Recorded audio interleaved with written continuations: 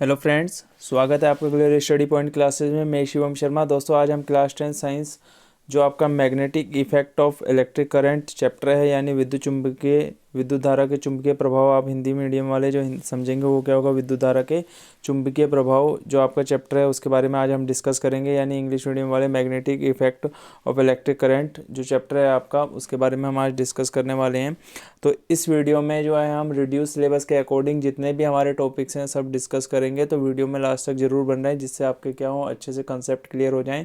और आपको बिल्कुल इजी वे में मैं बताऊंगा कि किस तरीके से आपने नोट्स लिखने हैं और किस तरीके से आपको एग्जाम में लिखना है। ठीक है, पूरा यहाँ पे डेफिनेशन के थ्रू आपको हर एक चीज़ क्लियर की जाएगी। हिंदी और इंग्लिश मीडियम वाले दोनों बच्चे इस वीडियो को देखें, दोनों को अच्छे से क्लियर हो जाएगा। क्योंकि इंग्लिश मीडियम वाले जो स्टूडेंट होते हैं उनको भी हिंदी में ही जानना होता है कि जिस तरीके से वो अपनी कुछ खुद की लैंग्वेज भी यूज़ कर सकें, जिससे उनको बेनिफिट मिलता है। ठीक है, तो क्लास 10th के जितने भी साइंस वाले बच्चे वीडियो देख रहे हैं, वीडियो को लास्ट तक पूरा देखें।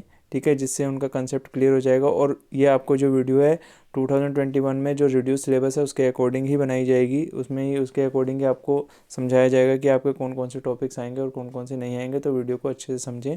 ठीक है, अपना कंसेप्ट क्लियर करें। जिन्होंने नोट्स नहीं बनाए हैं वो अपने नोट्स हाथों हाथ बना सकते हैं वीडियो को देखते देखते। चैनल पे नए हैं तो चैनल को सब्सक्राइब कर लें, बेल आइकन को भी प्रेस कर लें। जैसा कि हम आपको बता ही चुके हैं कि अब हमने एग्ज़ाम स्टडी करनी स्टार्ट कर दी है, यानी एग्ज़ाम की तैयारी करवानी स्टार्ट कर दी है। तो कंटिन्यू हम वीडियो को अपलोड करेंगे। फिलहाल एक आध दिन से मैं वीडियो नहीं डाल पाया हूँ, थोड़ा कोई काम आ गया था इस वजह से। तो अब हम लगातार ही वीडियो अपलोड कर रहे हैं। तो आप क्या करें, चैनल पर बने रहें। ठीक है, जिससे आपकी मार्किंग जो है, आपके मार्क्स जो है एग्ज़ाम में बढ़ जाएंगे। ठीक है, आपकी परसेंटेज अच्छी आएगी। चलो आइए वीडियो को स्टार्ट करते हैं।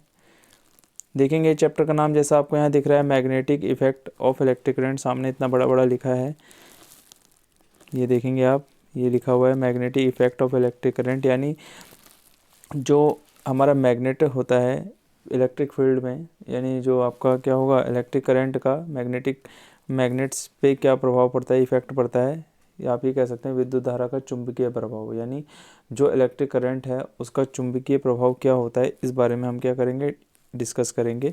ठीक है, तो आप यहाँ देखेंगे सबसे पहला टॉपिक जो आपका रहेगा, ठीक है, वो हमारा रहेगा मैग्नेटिक फील्ड। ठीक है, जैसा कि डेफिनेशन आपको सामने यहाँ दिख रही है क्लियरली, मैग्नेटिक फील्ड यानी चुंबकीय क्षेत्र, आप जिसे हिंदी में बोलेंगे। मैग्नेटिक फील्ड आपका हिंदी में क्या रहेगा, चुंबकीय क्षेत्र, जैसा कि मैंने बॉक्स में क्लियर कर दिया है। ठीक है, उसके बाद आप देखेंगे मैग्नेटिक फील्ड की डेफिनेशन हम किस तरीके से रीड करेंगे। जैसा कि आपको मैं बॉक्स में बंद करके दिखा रहा हूँ, उसमें आप देखेंगे कि आपने डेफिनेशन कहाँ तक लिखनी है। देखेंगे ये जो बॉक्स है आपका, सॉरी बैक कर लेते हैं थोड़ा सा दोबारा से। यहाँ पे आप देखेंगे जो डेफिनेशन हमने लिख रखी है, ठीक है, ये बॉक्स जैसा मैंने कर दिया। पहले हम इसको रीड कर लेते हैं। बॉक्स मैंने आपके सामने बना दिया। इस बॉक्स ये जो मैग्नेटिक फील्ड की डेफिनेशन आपकी इतनी सी है, लिखा है the space around a magnet in which its effect can be experienced, example its force can be detected. यानी जिस फोर्स का उसे पता चलता है, इस कॉल्ड मैग्नेटिक फील्ड। यानी कह रहा है किसी भी मैग्नेट को, आप कोई एक मैग्नेट ले लीजिए, कोई एक मैग्नेट ले लीजिए, उसको आप स्पेस में रख दीजिए। यानी स्पेस मतलब किसी खाली जगह पे आप रख दीजिए। जैसे ही आप मैग्नेट को कहीं प्लेस करेंगे यानी रखेंगे, उसको रखने से उसके आगे पीछे, यानी उसके आगे पीछे यानी मैग्नेट के आगे पीछे, यानी उसके अराउंड में, यानी उसके एरिया में, यानी उसके घेरे में जिस फोर्स का आप अनुभव करेंगे, ठीक है, जिस फोर्स को आप क्या करेंगे, एक्सपीरियंस्ड करेंगे, वही आपका क्या कहलाएगा। जिस एरिया पे आपका फोर्स को एक्सपीरियंस किया जा रहा है वो उतना एरिया आपका क्या कहलाएगा, मैग्नेटिक फील्ड कहलाएगा। बिल्कुल इजी वे में आपको क्लियर कर दिया गया है कि मैग्नेटिक फील्ड आपका क्या होता है। अगर आप किसी भी एक मैग्नेट को लें और किसी भी जगह पर रख दें, यानी खाली स्पेस पर रख दें, तो उस स्पेस के आगे पीछे जो फोर्स आप एक्सपीरियंस्ड करते हैं, तो जिस एरिया में वो फोर्स एक्सपीरियंस किया जाता है उस एरिया को ही हम क्या कहते हैं, यानी उस क्षेत्र को ही हम क्या कहते हैं, मैग्नेटिक फील्ड या चुंबकीय क्षेत्र कहते हैं। ठीक है, चुंबकीय क्षेत्र जो है, यानी जो है आपका मैग्नेटिक फील्ड जो है आपका एक वेक्टर क्वांटिटी होती है। ये आपकी क्या होगी, एक वेक्टर क्वांटिटी होगी, जिसका ऐसा ही मैग्नेटिक फील्ड जो है आपका, जो मैग्नेटिक फील्ड है एक वेक्टर क्वांटिटी है। ऐसा ही यूनिट ऑफ मैग्नेटिक फील्ड, यानी इसका जो ऐसा ही यूनिट होती है वो आपकी क्या होगी, टेस्ला होगी। ठीक है, जिसको आपने क्या, अमेरिकन इंजीनियरिंग जो हमारे साइंटिस्ट होंगे उनके नाम पर लिखा, निकोला टेस्ला के नाम से रखा गया था। और इसकी जो स्मॉलर यूनिट होगी, यानी जो छोटी इकाई होगी, वो आपकी क्या होगी, गॉस होती है। ठीक है। इसके बाद हम आपके डिस्कस करेंगे मैग्नेटिक फील्ड लाइन के। देखो आपको मैग्नेटिक फील्ड अच्छे से क्लियर हो गया, और जिन्होंने नोट्स बनाना है वो बना सकते हैं। जिस बॉक्स को मैंने बॉक्स में डेफिनेशन को क्लोज किया था, आप खाली मैग्नेटिक फील्ड के बारे में उतना ही लिखेंगे। फिर उसके बाद आप लिख लेंगे मैग्नेटिक फील्ड एक वेक्टर क्वांटिटी होती है। उसके बाद आप लिख लेंगे इसकी एसआई यूनिट क्या होती है, टेस्ला होती है। स्मॉलर यूनिट हमने आपको बता दिया क्या होगी, गॉस होगी। उसके बाद आप यहाँ आ जाएंगे, आप यहाँ देखेंगे magnetic field lines. Magnetic field lines क्या होंगी देखेंगे आप, द इमेजनरी लाइंस। यहाँ पे देख लेते हैं, पहले हम इसको बॉक्स में टिक कर लेते हैं लाइन को। देखेंगे यहाँ लिखा है the imaginary lines representing magnetic field around a magnet are known magnetic field line. यानी कह रहा है कि वो इमेजनरी लाइंस जो हमारे मैग्नेटिक फील्ड को रिप्रेजेंट करती है, यानी बताती हैं किसमें, एक मैग्नेट को जब हम कहाँ रख देते हैं, किसी जगह पर रख देते हैं, उसके आगे पीछे हमारा क्या बन जाता है, मैग्नेटिक फील्ड बन जाता है। तो जो मैग्नेटिक फील्ड को जो हमारी इमेजनरी लाइन रिप्रेजेंट करके बताएंगे कि यहाँ पे हमारा मैग्नेटिक फील्ड है, उसी को हम क्या बोलते हैं, मैग्नेटिक फील्ड लाइन बोलेंगे। यानी आप हिंदी में, अगर हिंदी मीडियम वाले समझे तो इन्हें हम चुंबकीय बल रेखाएं या चुंबकीय रेखाएं बोलते हैं।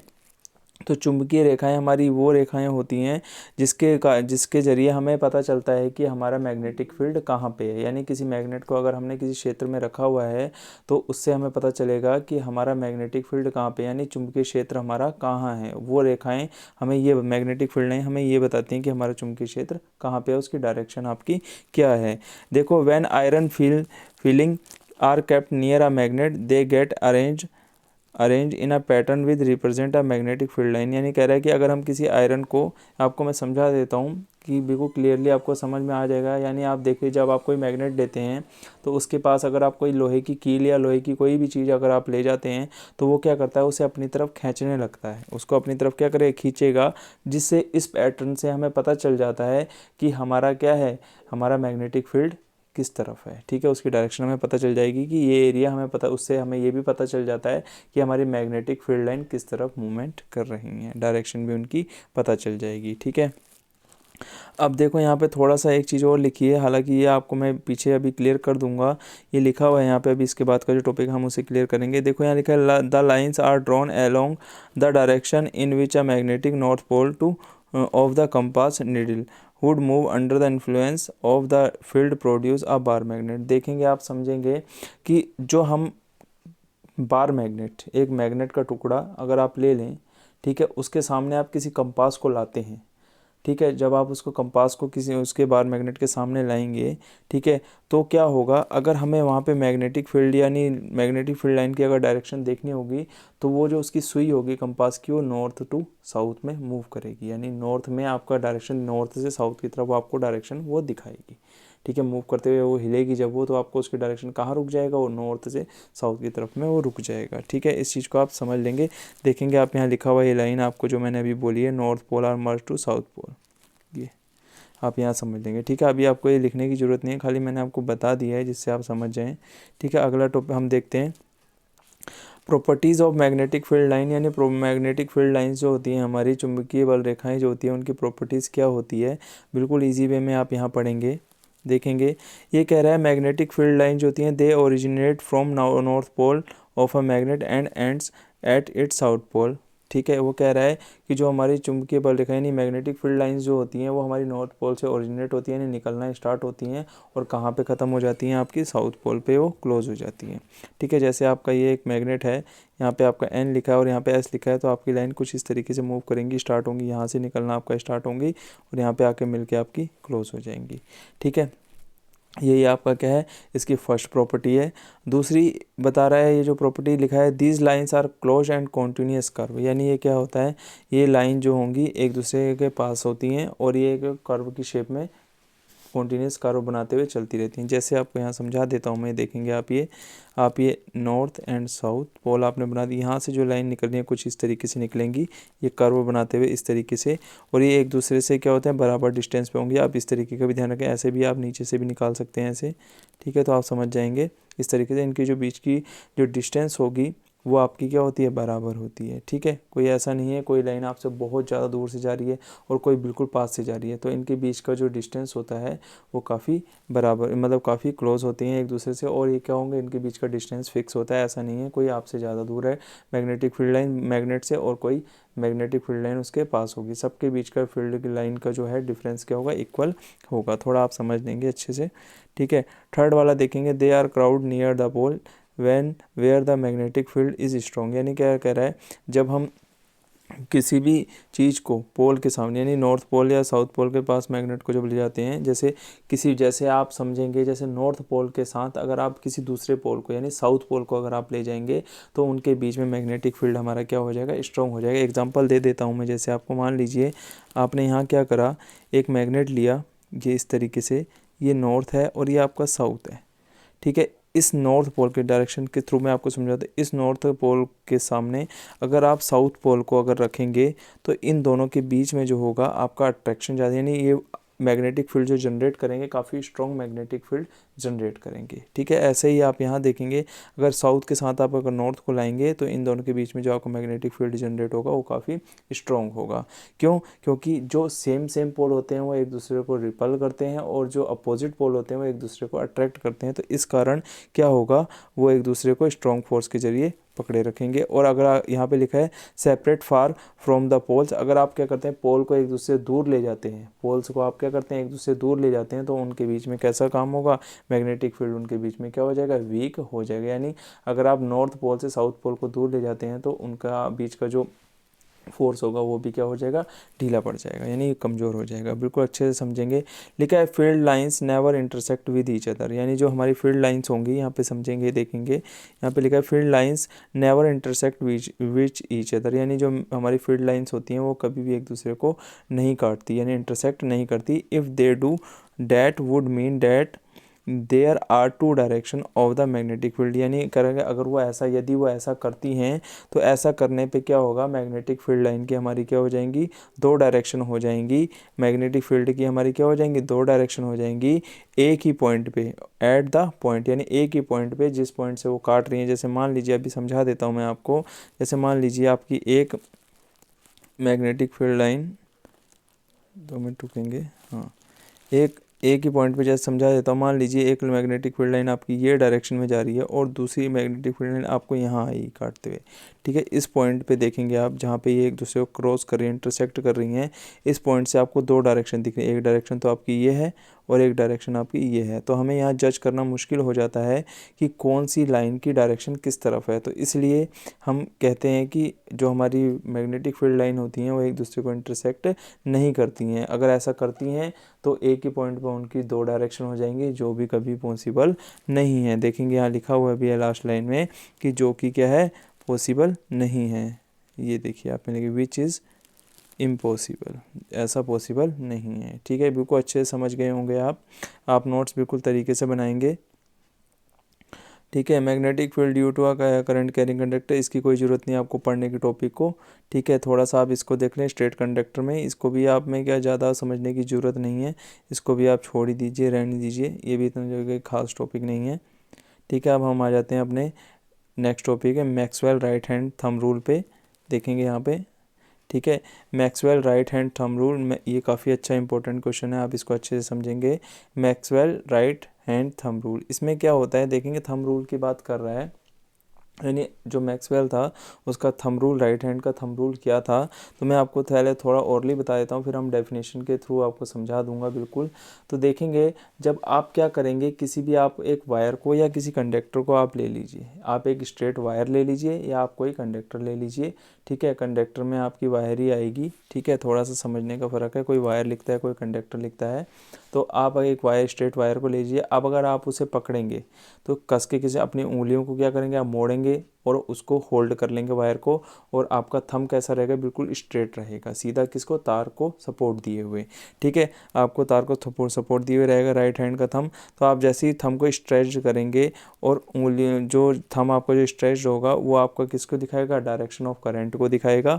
और जो आपकी घूमी, यानी जो उंगलियां मुड़ी हुई, यानी कर्ल हैं उंगलियां जो आपकी क्या घूम रखी हैं, वो फिंगर्स आपकी किसको दिखाएंगे, डायरेक्शन ऑफ मैग्नेटिक फील्ड को दिखाएंगी। यही आपका क्या है, मैक्सवेल राइट हैंड रूल है। यानी आप क्या समझे इस चीज़ से, अगर आप किसी वायर को अपने हाथों में पकड़ लेते हैं, स्ट्रेट वायर को अपने हाथों में पकड़ेंगे तो जो आपका अंगूठा होगा जो वायर को सपोर्ट दिए हुए है वो आपका क्या दिखाएगा, आपको दिखाएगा डायरेक्शन ऑफ करंट को, और जो आपकी उंगलियां जो हैं घूमी हुई हैं यानी मुड़ी हुई हैं, कर्ल हो रखी हैं, वो उंगलियां आपकी दिखाएंगी मैग्नेटिक फील्ड की डायरेक्शन को। ठीक है, सिंपल तरीके से आप यहाँ पढ़ सकते हैं। अब आप it state that if you hold the current carrying straight wire, अगर आप किसी भी करंट कैरिंग स्ट्रेट वायर को अपने हाथ में होल्ड करते हैं, the grip of your right hand, अपने राइट हैंड से, तो सच अ वे डेट स्ट्रेच्ड थंब पॉइंट, दो जो हमारा थंब है वो हमारे किसको दिखाएगा, डायरेक्शन ऑफ करंट को दिखाएगा। Then the direction of curl finger, जो हमारी कर्ल फिंगर है वो हमें दिखाएंगे direction of the magnetic field. यही हमारा this rule is Maxwell cork screw rule. इस रूल को हम क्या कहते हैं, मैक्सवेल कॉर्क स्क्रू रूल भी कहते हैं, जिसका डायग्राम आपको यहाँ ध्यान से देखने पे मिल रहा होगा। देखेंगे यहाँ पे, जैसा कि मैंने आपको बताया, आप इसे देखो डायग्राम, ये जरूरी नहीं है कि आप डाउन करके ही बनाएं, इसे आप अप करके भी बना सकते हैं, कोई इसमें इशू नहीं है। ठीक है, अब हम यहाँ देखेंगे जो ये आपका ये थंब दिख रहा है, इसने वायर को क्या कर रखा है, सपोर्ट, कंडक्टर को सपोर्ट दे रखी है, तो इससे हमें पता चल रही है ये जो डायरेक्शन हमारी किसकी है, करंट की डायरेक्शन है। और ये जो उंगलियां आपको यहाँ दिख रहा हो घूमी हुई दिख रही हैं, ये किसको दिखा रही हैं, मैग्नेटिक फील्ड को दिखा रही हैं। आपका क्लियर हो गया होगा अच्छे से। ठीक है, कोई बात नहीं, आगे देखते हैं। अब आगे अच्छे से आ गया होगा आपको, अगर कोई दिक्कत है तो आप हमें बता सकते हैं। ठीक है, यहाँ पे देखेंगे magnetic field due to current in a solenoid. देखो सोलेनोइड के थ्रू, अगर किसी सोलेनोइड के अंदर अगर हम करंट को फ्लो करते हैं तो उसके जरिए मैग्नेटिक फील्ड हमारा कैसे प्रोड्यूस होता है वो भी मैं आपको नॉर्मली बता देता हूँ। देखो हम क्या करते हैं, कोई हमने एक आयरन ले ली, आयरन की छोटी सी रॉड ले ली, ठीक ठाक रॉड हो, उस पर अगर हम कॉपर, मैं आपको नॉर्मली तरीके सिंपल तरीके से बता रहा हूँ, बिल्कुल आप अच्छे से समझ जाएंगे। आप अपनी लैंग्वेज में भी इसे लिख सकते हैं, ज़रूरी नहीं है कि आप बुक की लैंग्वेज ही लिखें। ठीक है, आप क्या करेंगे, कोई आप एक कोयल ले लीजिए, या आप एक रॉड का, लोहे की आयरन की रॉड का छोटा सा टुकड़ा ले लीजिए, या आप उसे कील भी कह सकते हैं, नेल जिसे बोलते हैं आप वो भी कह सकते हैं, उसको भी ले सकते हैं। उसमें आप क्या करिए, कॉपर की जो वायर होती है उसको पास पास पास कर कर क्या कर दिए, उसके राउंड यानी काफ़ी लपेटे लगा दीजिए। काफ़ी लपेटे लगाने के बाद क्या हुआ, जिस तरफ से आपने स्टार्ट करा है लगाना, उस तरफ से हल्का सा कॉपर वायर को डाउन कर लिए, जिससे हम क्या करें, उस पर करंट का कोई सोर्स ऐड कर सकें। ठीक है, आप क्या करें, लपेटे लगाते जाएँ, काफ़ी बारीक लपेटे आप बिल्कुल पास पास लगाएंगे, उसको लपेटते जाएंगे, काफ़ी टर्न आप ले लेंगे उस कील में। तो टर्न लेने के बाद जब आप क्या करेंगे, उसके दोनों फेसेस को, दो वायर के दोनों तरफ से जो आप कोने निकाल के रखेंगे, उन फेसेस पे जब आप क्या करें, करंट अप्लाई करेंगे। करंट अप्लाई करने के बाद जब आप उसके पास कोई जैसे कंपास या अदरवाइज़ कोई और दूसरी चीज़ रखेंगे तो उससे क्या होगा, उसमें डिफ्लेक्शन होने लग जाएगा, यानी वो हिलने लगे, हल्की सी मूवमेंट करने लग जाएगा, यानी कंपास की जो सुई है वो हल्की सी झलक, मतलब हल्का सा मूवमेंट करते हुए दिखाई देगी। तो जिससे आपको क्या पता चल जाएगा कि सोलेनोइड के अंदर हमारा क्या होगा, मैग्नेटिक फील्ड जनरेट हो चुका है। ठीक है, इस चीज़ को आप बिल्कुल अच्छे से समझ गए होंगे, जैसा कि आपको यहाँ डायग्राम में भी दिख रहा है, और डेफिनेशन के थ्रू भी मैं आपको बता देता हूँ। A solenoid is defined as a coil consisting of a large number of circular turn of insulated copper wire, यानी कह रहा है कि ये हमारी एक ऐसी कॉइल होती है जिसमें हम क्या करते हैं, कॉपर वायर के अच्छी तरह काफ़ी ज़्यादा नंबरों में, लार्ज नंबरों में हम क्या करते हैं, सर्कुलर टर्न ले लेते हैं, यानी उसको काफ़ी अच्छे तरीके से हम लपेट देते हैं एक सर्कुलर शेप में। जिससे क्या होता है, जो this turn are wrapped closely to form a cylinder, यानी जब हम उसको लपेटते हैं तो इस तरीके से लपेटा जाता है कि वो एक हमारा क्या दिखाई देता है, सिलेंडर की शेप में दिखाई देने लग जाता है। ठीक है, और जब हम इसमें क्या करेंगे, किसी करंट के सोर्स को जोड़ेंगे तो उसमें हमारा क्या होगा, मैग्नेटिक फील्ड हमारा क्या हो जाएगा, जनरेट हो जाएगा। ठीक है, जैसा कि यहाँ पे आप देख सकते हैं, the field lines around a current carrying solenoid are similar to that produce a bar magnet. ठीक है, जैसा कि हमारा किसमें बार मैग्नेट के अंदर होता है, वैसे ही यहाँ पे भी आपको दिखाई देगा। ठीक है, तो this means that a current carrying solenoid behave as if it has north pole and south pole, यानी कैसे वो भी कैसा बिहेव करने लग जाएगी, जब हम उसमें करंट फ्लो करेंगे तो नॉर्थ पोल और साउथ पोल की तरफ बिहेव करने लग जाएगी, जैसा हमारा एक बार मैग्नेट के अंदर होता है। ठीक है, ये टॉपिक आप इतना ही छोड़ देंगे, इससे ज़्यादा आपको इसमें लिखने की ज़रूरत नहीं है। अगला टॉपिक हम देखें इलेक्ट्रोमैग्नेट। इलेक्ट्रोमैग्नेट आपका काफ़ी अच्छा टॉपिक है। इलेक्ट्रोमैग्नेट में क्या है, द स्ट्रॉन्ग मैग्नेटिक फील्ड कह रहा है the strong magnetic field produce inside a solenoid can be used of magnetize a piece of magnet material like soft iron when placed inside the coil. The magnet so formed is called electromagnet. बिल्कुल यहीं पे आप रोक देंगे, इससे आगे आपको पढ़ने की जरूरत नहीं है, यहीं तक का आपने डेफिनेशन लिखना है। कह रहा है the strong magnetic field produce inside a solenoid, यानी कह रहा है किसी सोलेनोइड के अंदर अगर आपका कोई एक स्ट्रॉन्ग मैग्नेटिक फील्ड प्रोड्यूस हो जाता है यानी पैदा हो जाता है, कब? Can be use to magnetize a piece of magnet material. कब? जब आप क्या करते हैं, किसी मैग्नेटिक मटेरियल का कोई पीस ले लें, उसमें आपके उस जिससे आपने सोलेनोइड बनाई है उसके कारण अगर आपका क्या होता है, मैग्नेटिक फील्ड प्रोड्यूस हो जाता है, तो जिस आयरन को आपने यूज़ किया है और जिसको आपने क्या करा है, व्हेन प्लेस्ड इनसाइड द कोयल, और कोयल के अंदर रखा हुआ है, तो उस मैग्नेट जो उस टाइम मैग्नेट आपका बनेगा, जो मैग्नेट की फॉर्म में आपका आएगा, वही आपका क्या कहलाएगा, इलेक्ट्रोमैग्नेट कहलाएगा। इजीली क्लियर हो गया होगा आपको, एक बारी में ही अच्छे से क्लियर हो गया होगा। यानी कह रहा है किसी भी सोलेनोइड जिससे आपने कोई आयरन सॉफ्ट आयरन लेके सोलेनोइड को बनाया है, सोलेनोइड को बनाने के बाद जब हमने उसमें क्या करा है, करंट फ्लो कराया है, तो करंट फ्लो करने के बाद उसमें क्या मैग्नेटिक फील्ड जनरेट हुआ है, यानी स्ट्रॉन्ग मैग्नेटिक फील्ड क्या हुआ है, प्रोड्यूस्ड हुआ है। तो जिस तरीके से वो मैग्नेट की फॉर्म में आया है, यानी सोलेनोइड से हमने क्या मैग्नेटिक फील्ड जनरेट किया है, तो एज अ सोलेनोइड हमारा किसका काम कर रही है, मैग्नेट का काम कर रही है। तो मैग्नेट का जब वो काम कर रही है तो हम कहेंगे जो मैग्नेट की फॉर्म में आया है वही हमारा क्या कहलाएगा, इलेक्ट्रोमैग्नेट। इलेक्ट्रोमैग्नेट का मतलब है कि हमने मैग्नेट के अंदर इलेक्ट्रिसिटी फ्लो, यानी कॉपर वायर के अंदर हमने जब करंट फ्लो करा तो हमारा वो मैग्नेट और मैग्नेटिक करंट जो मैग्नेट फील्ड, मैग्नेटिक फील्ड और हमारा इलेक्ट्रिसिटी जिसे आप बोलें इलेक्ट्रिक करंट, दोनों ही का काम कर रहा है, इसलिए हमने उसका नाम क्या रख रहा है, इलेक्ट्रोमैग्नेट कर दिया है। आगे देखेंगे आप डायग्राम है इलेक्ट्रोमैग्नेट का, जैसा कि आपको मैंने समझाया था। ये आप देखेंगे यहाँ पे, ये आपकी क्या है, आयरन सॉफ्ट आयरन रोड होगी, ये हमने कॉपर वायर के यहाँ लपेटे लगा रखे हैं, देख रहे हैं आप।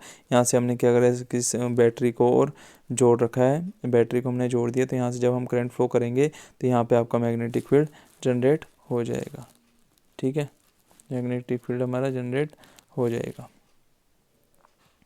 आगे देखेंगे आप, बहुत ही अच्छा टॉपिक है, बहुत ही मोस्ट इम्पोर्टेंट टॉपिक आ गया है आपका, इसे तो आप बिल्कुल मोस्ट इम्पोर्टेंट डालेंगे। इम्पोर्टेंट टॉपिक है, जैसा आप देख रहे हैं मैंने लिख दिया है Fleming left hand rule.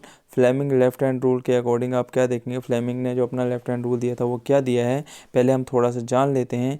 The direction of force, यहाँ पे आप देखेंगे क्या लिखा है, the direction of force which acts on a current carrying conductor placed in a magnetic field is given by Fleming left hand rule. कह रहा है द डायरेक्शन ऑफ फोर्स, यानी अगर हमने क्या करना है, किसी भी मैग्नेटिक फील्ड के अंदर हमने फोर्स की डायरेक्शन को पता करना है, कब? जब हम उस कंडक्टर के अंदर क्या करते हैं, करंट को कैरी करते हैं, तो हमें पता, हम किसके थ्रू पता करेंगे, तो इसके लिए फ्लेमिंग ने क्या करा, अपना लेफ्ट हैंड रूल दिया है, तो उसके जरिए हम पता करेंगे कि हमारी फोर्स की डायरेक्शन क्या होगी और करंट की डायरेक्शन क्या होगी। ठीक है, अब आगे देखते हैं, हम बात करते हैं। डायग्राम आपका ये है सामने, डायग्राम आप यहाँ से देख लेंगे वीडियो को रोक के। अब इसके हम स्टेटमेंट को क्लियर करते हैं कि क्या क्या चीज़ें कैसे होंगी। आइए आगे देखते हैं। अब यहाँ पे आ जाते हैं हम अपने डेफिनेशन के, जिस तरीके से हमने फ्लेमिंग लेफ्ट हैंड रूल लिखना है। देखेंगे आप यहाँ लिखा है, it state that if the four finger थम एंड मिडिल फिंगर, यानी आप क्या करेंगे, अपने जो लेफ्ट हैंड की फोर फिंगर को, थम को और मिडिल फिंगर को लेफ्ट हैंड की इस तरीके से आप स्ट्रेच करेंगे कि वो एक दूसरे के क्या है, परपेंडिकुलर डायरेक्शन में आ जाए। यहाँ देखेंगे आप, फोर फिंगर, थम एंड मिडिल फिंगर को आपने इस तरीके से रखना है, स्ट्रेच करना है कि वो एक दूसरे कैसी दिखाई दे, परपेंडिकुलर दिखाई दे टू ईच अदर, एक दूसरे कैसी दिखाई देंगी, परपेंडिकुलर दिखाई देंगी। अगर ऐसी कंडीशन आप अप्लाई कर देते हैं तो आपकी फोर फिंगर जो है वो आपकी दिखाएगी direction of external magnetic field को, मिडिल फिंगर आप दिखाएगी आपकी किसको, डायरेक्शन ऑफ करंट को, जो आपका थंब होगा वो दिखाएगा कि आपका फोर्स किस डायरेक्शन में लग रहा है कंडक्टर के अंदर, कंडक्टर में फोर्स किस तरफ काम कर रहा है। तो इस चीज़ से आप समझ गए होंगे, यानी जो ये हमारा जो है फ्लेमिंग लेफ्ट हैंड रूल हमें क्या बता रहा है, जो आपकी फोर फिंगर, थंब और मिडिल फिंगर है, आप उसको इस तरीके से स्ट्रेच करेंगे कि जो वो तीनों आपकी कैसे हों, एक दूसरे के क्या हों, परपेंडिकुलर डायरेक्शन में हों। इस कारण अगर ऐसी कंडीशन डायरेक्शन आप अप्लाई कर देते हैं तो जो 4 फिंगर है वो आपकी डायरेक्शन दिखाएगी किसकी, एक्सटर्नल मैग्नेटिक फील्ड की, एक्सटर्नल जो बाहर में मैग्नेटिक फील्ड है उसको बताएगी, और मिडिल फिंगर आपके बताएगी आपका इलेक्ट्रिक करंट की डायरेक्शन क्या है। उसके बाद जो आपका थंब है वो बताएगा कि इसमें फोर्स की डायरेक्शन आपकी क्या है। यही आपका क्या था, फ्लेमिंग लेफ्ट हैंड रूल था। तो दोस्तों आपको वीडियो काफ़ी अच्छी लगी होगी, आपको काफ़ी अच्छे से समझ आ गया होगा, यही आशा करता हूँ मैं कि आपको काफ़ी अच्छे से समझ आया होगा। अगर फिर भी किसी स्टूडेंट को कोई दिक्कत है तो वो कमेंट करके बताए, किसी को नहीं क्लियर हुआ हो तो बताए बिल्कुल, हम अपने नेक्स्ट वीडियो में उसके वो टॉपिक भी क्लियर कर देंगे। ठीक है दोस्तों, वीडियो को शेयर करें, अपने फ्रेंड्स लोगों को भी शेयर करें, उनको भी बेनिफिट दें। ठीक है, अपने नेक्स्ट वीडियो में हम इससे आगे का टॉपिक अपने क्या करेंगे, क्लियर कर लेंगे। ठीक है, अपने नेक्स्ट वीडियो में हम इससे आगे का टॉपिक क्लियर करेंगे। मिलते हैं अपनी नेक्स्ट वीडियो के साथ। Thank you.